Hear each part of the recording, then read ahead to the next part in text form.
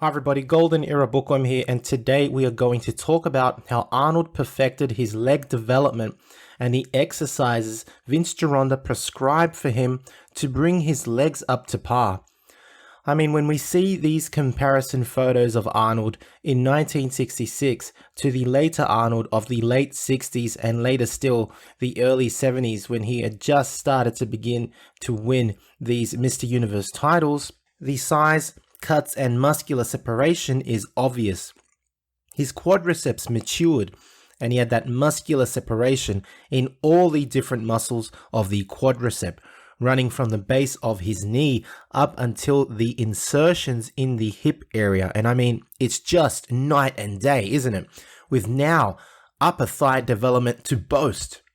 As many of us know, Arnold lost his first Mr. Universe in 1966 to Chet Yorton due to his lack of definition and lagging body parts, especially his legs.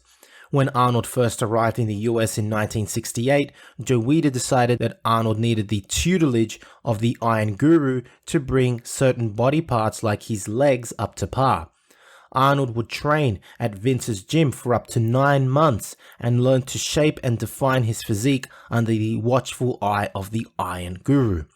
When we see a young Arnold posing, we can clearly see that although his upper body is massive, whilst his legs lacked both size and shape. Arnold was used to performing mostly squats, leg extensions and leg curls for leg development, as can be seen from these images of Arnold training in Germany prior to his arrival in the US. Further still, Arnold, although strong in the squat as a power lift, never gave his legs the attention that they really needed, which resulted in several Mr. Universe losses. The first again in 1966 against Chet Yorton, but later again in 1968 against Frank Zane. These losses, of course, greatly affected Arnold, and he had to reassess his training. Within the first days of training at Vince's gym, Arnold would blast his thighs with two major exercises, namely the hack squat and the Dellinger squat, both of which are listed in the World Physique. And for hamstring development, Vince would teach Arnold his variation of the leg curl on the leg curl machine. When we look at the Dellinger squat, it's basically a mass building exercise. And as the name suggests, it was most likely developed by Jack Dellinger during the Silver Era and adopted by many Silver Era bodybuilders as a thigh mass builder over the back squat and the regular flat-footed front squat, because unlike the back or front squat, the trainee shifts the work on the quadriceps muscles by placing his heels on a wooden board. By tipping the weight forward, the exercise shifts the weight off the glutes and hips and brings it forward onto the quadriceps, and we can see that most Golden Era bodybuilders adopted this style of squatting using enormous poundages, such as these classic photos taken by Artie Zeller, which show both Arnold and Draper during an epic leg day, squatting it out with 300-pound Dellinger squats at the original Gold's Gym. As is obvious, massive poundages can be used, and therefore massive thigh mass can be achieved using the Dellinger squat. To perform the Dellinger squat, we can just directly reference Vince's book, The World Physique. To quote Vince Gironda, the Dellinger squat is performed as follows. Place feet 12 inches or 30 centimeters apart on a 2-inch, 5 centimeter high block of wood. Hold the barbell in the clean position as shown on the front of the deltoids. Squat down with a straight back.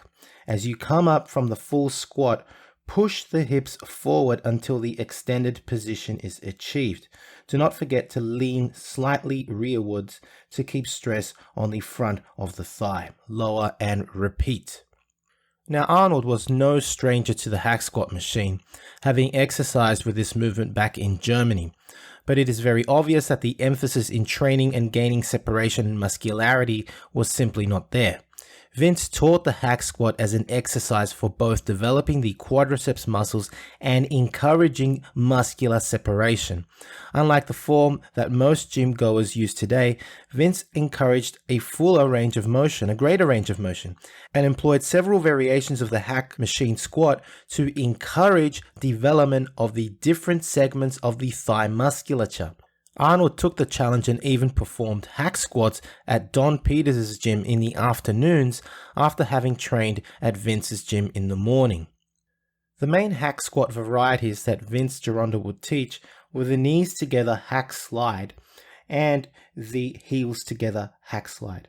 The knees together hack slide actually targets the lower and outer thigh by keeping the knees together, whereas the heels together hack slide actually has you targeting the lower thigh, because as you come down, your knees actually separate out to the sides, and therefore it hits the lower musculature surrounding the knees.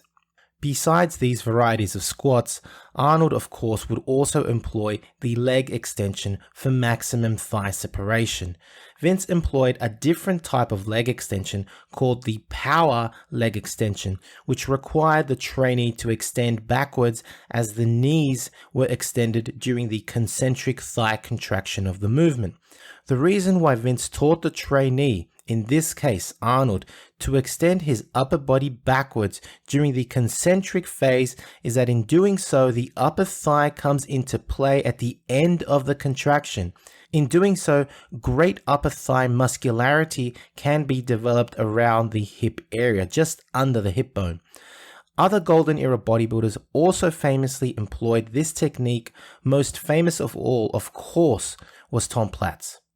Finally, I have previously explained the different Vince Gironda leg curl variations which he would teach his students, and again it is very obvious that prior to Vince's gym, Arnold was performing only that very standard leg curl which we see every day at the gym, whereas after training at Vince's gym, he began employing the more advanced variations taught by Vince, which involved shifting the body in a push-up position either during the eccentric phase, which works the middle of the thigh, or shifting into the push-up position during the concentric, which is known as the peak concentric thigh curl, which works the high hamstring.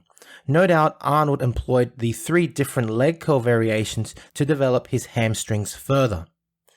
It is obvious that after emphasizing leg development and muscular separation, Arnold's legs finally caught up with his upper body musculature, and he began to present a more muscular, defined, and polished physique in his subsequent NABBA Universe appearances, which won him several Mr. Universe titles in the late 60s and early 70s, prior to winning his streak, of course, of 7 Mr. Olympias. So I do hope you have enjoyed this look at how Arnold learned to develop his legs at Vince's gym with all the new variations he learned from Vince Gironda and the Vince's Gym crew. If you have enjoyed this video, please give the video a like, subscribe if you have not done so yet, and let me know of your thoughts in the comment section. Anyway, that's it from me. This is the Golden Era Bookworm saying bye for now. Now, if you're interested in learning Arnold's original bodybuilding training and nutrition principles, please visit my website for a full collection of booklets, including his arms and chest training programs, available at www.goldenerabookworm.com. Need a bodybuilding poster for your gym or office? Then check out Iron Man Magazine archive.smugmug.com for the highest quality posters on the planet. Scroll through the galleries of all the legends, including greats such as Arnold, Frank Zane, Sergio Oliva, Serge Nubret, Tom Platz, and Larry Scott, and much, much more, and select your poster now. To support your favorite YouTube channel, please visit teespring.com/store/Golden Era Bookworm for merchandise, including t-shirts, hoodies, face masks, phone cases, and much, much more. Once again at teespring.com/store/Golden Era Bookworm. The golden era of bodybuilding was born on the sandy platforms, rusty rings, and blistering high bars of Muscle Beach, where young men and women performed feats of strength and gymnastics, igniting a fitness boom that would reverberate for decades. By the 60s and 70s, the golden era was in full form, spreading like wildfire, and engulfing a new generation of bodybuilders who wanted nothing more than an all-natural, well-rounded physique. This lifelong pursuit of physical perfection created legends, including a young Arnold Schwarzenegger and Lou Ferrigno, the Golden Boy, Larry Scott, three-time Mr. Olympia, Frank Zane, and the Duke of Delts, Don Howarth. These men all had one thing in common. They all trained under the legendary Iron Guru, Vince Gironda. Vince believed above all else that bodybuilding was 85% nutrition, and he scoffed at anyone who took shortcuts to achieve their fitness goals.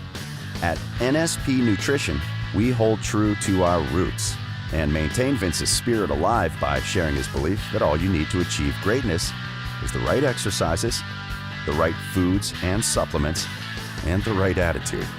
At NSP, you'll find all of Vince's training manuals and books, as many diets that pair perfectly with these exercises, and of course, small batch, high-quality production of Vince's original supplements. All our products are clean, superior formulas made from earth-grown nutrients, free of harmful chemicals, added sugars, and toxic preservatives. We make no compromises, take no shortcuts, and accept nothing but the best.